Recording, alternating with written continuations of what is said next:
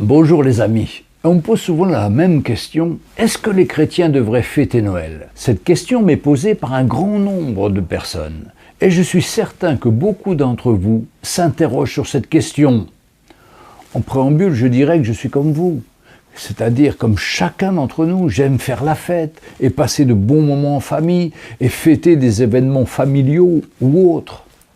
Mais rentrons dans le vif du sujet. Comme vous le savez, pour n'importe quel sujet, ma première recherche commence par la parole de Dieu. Et je vais vous dire ce que j'ai trouvé sur Noël. Déjà, oh surprise, ce mot n'existe pas dans la parole de Dieu. Alors, d'où vient cette tradition? D'où est-elle venue? Ou encore, d'où vient l'origine de ce jour, le 25 décembre? Le 25 décembre, c'est avant tout une fête païenne, appelée Di Natalis Soli Invicti, jour de naissance du soleil invaincu. Noël était la fête du soleil et donc de la lumière. Elle correspondait en effet au solstice d'hiver, daté au 21 décembre du calendrier julien et au 25 décembre de notre calendrier grégorien, mis en place par le pape Grégoire XIII en 1582. À partir de cette date, le 25 décembre, tous les jours commencent à rallonger et donc la lumière à reprendre du terrain sur les ténèbres. Lors de ce jour précis, on rendait un culte au soleil, particulièrement à Rome, où on adorait une pierre noire. Il y avait aussi le culte des morts, la prostitution sacrée, le transfert des reliques et des statues les plus sacrées. C'était un temps de débauche extraordinaire. Ce qui caractérise Noël, c'est que c'est un temps où les gens veulent se divertir.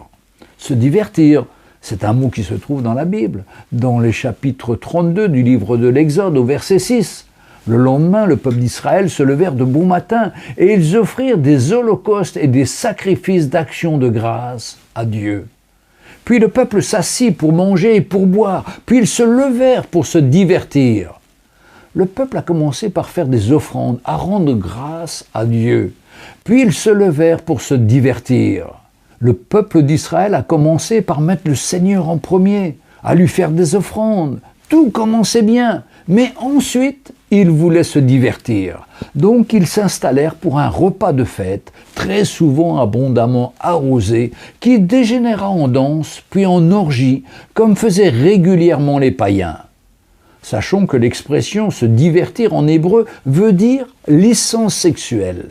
Des orgies particulièrement obscènes dégénéraient généralement dans ces fêtes. On peut se poser la question, comment et pourquoi le peuple de Dieu qui avait vu les miracles de Dieu en Égypte et puis dans le désert ont brutalement changé d'attitude? La conduite du peuple de Dieu est effarante. Devenu impatient parce que Moïse tardait à revenir vers eux, le peuple demanda à Aaron de lui fabriquer une idole. Une idole qui marcherait devant eux. Aaron accepta en leur transformant leur anneau d'or en un veau d'or, en métal fondu, comme avaient les Égyptiens. Acte qui avait été formellement et expressément interdit par Dieu dans le livre de l'Exode au chapitre 20, verset 4. Puis ils se livrèrent à des festivités, adorèrent l'idole, mangèrent et burent et se divertirent de façon immorale. Ils prétendaient alors adorer Dieu, mais par l'intermédiaire du veau d'or. Exode 32, verset 5. Ils avaient créé leur religion.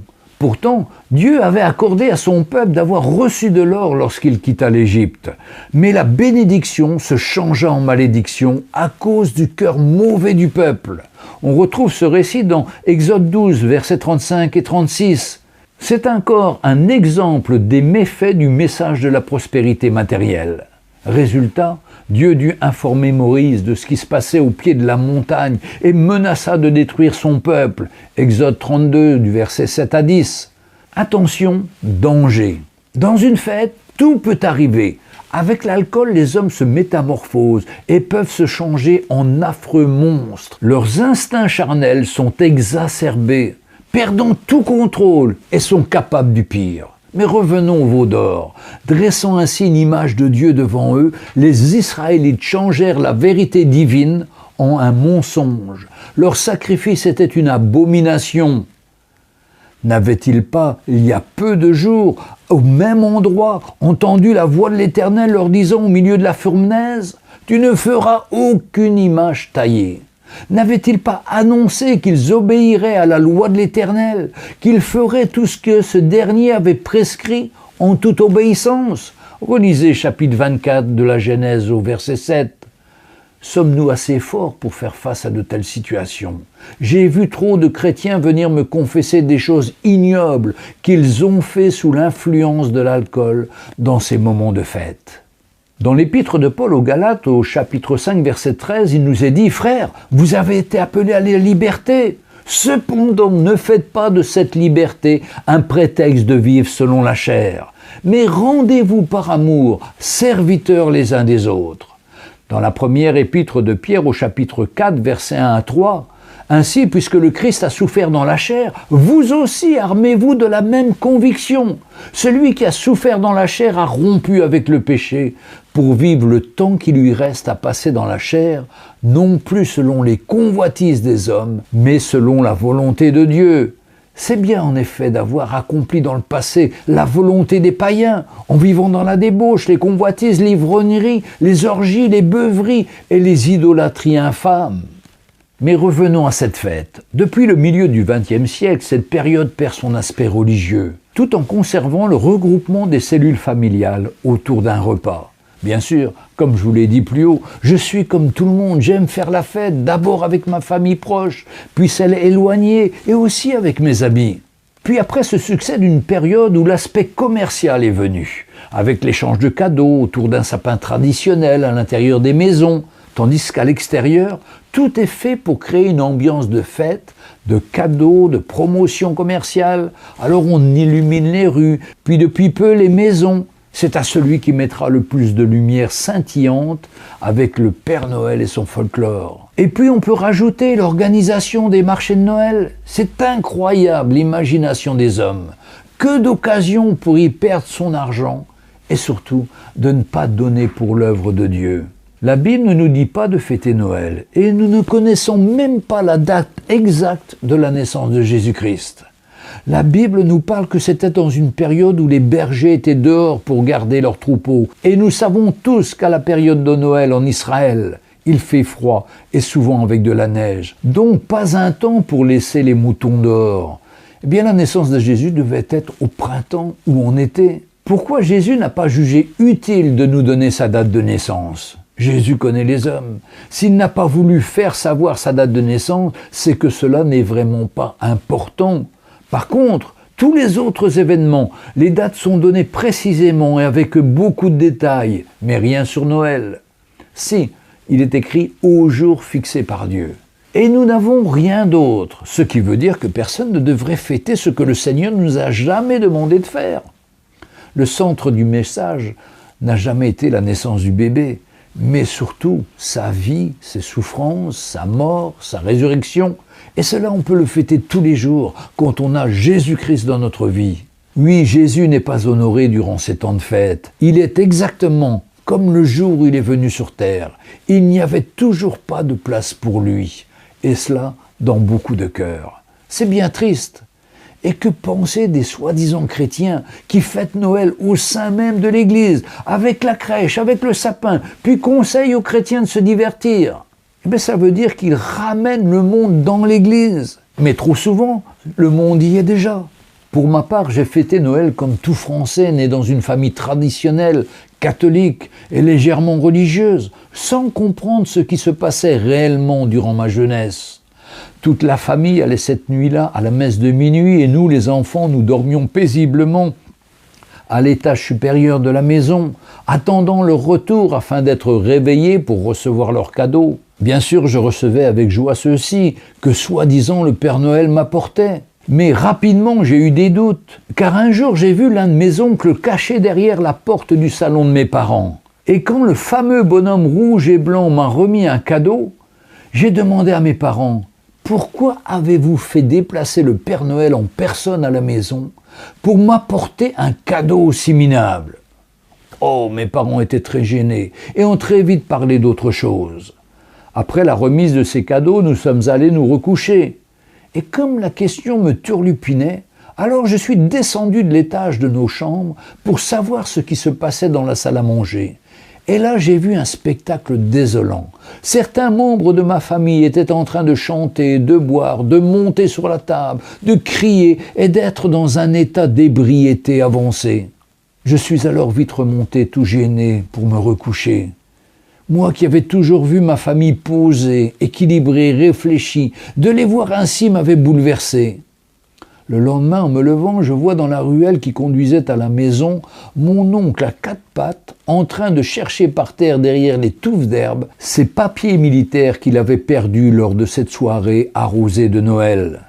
Quelque chose me montrait qu'il y avait un décalage entre ce qui était dit à la maison et ce qui était vécu.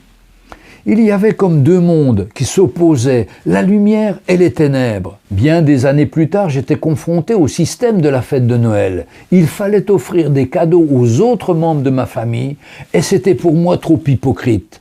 Car il fallait acheter un cadeau en fonction du cadeau que je recevrais. Alors on allait acheter des babioles et on recevait des babioles inutiles. Et faire comme si on était surpris et heureux. C'était comme une triste comédie d'hypocrites qui se renouvelait tous les ans à la même période, mais d'un sinistre et tragédique théâtre. On me disait, c'est la tradition.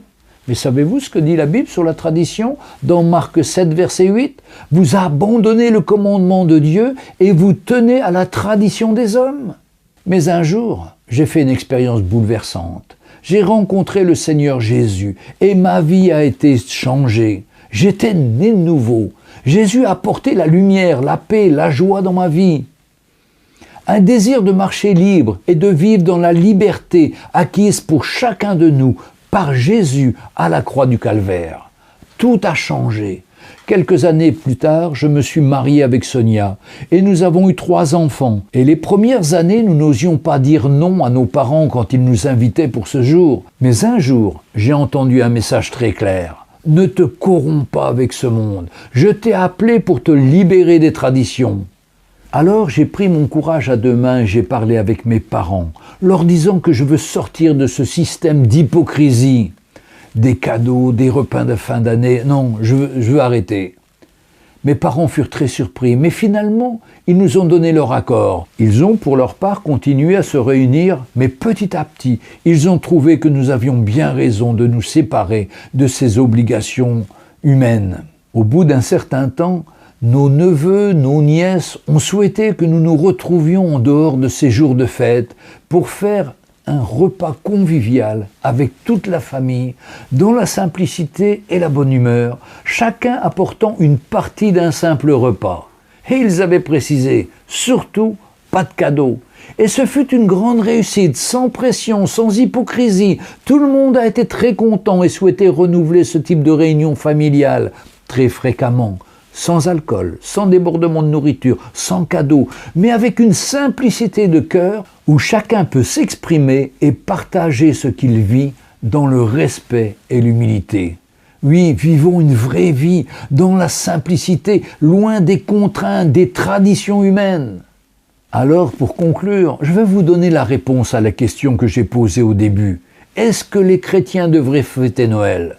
Pour moi, fêter Noël, non. Par contre, faire la fête ensemble en famille, il n'y a pas de problème.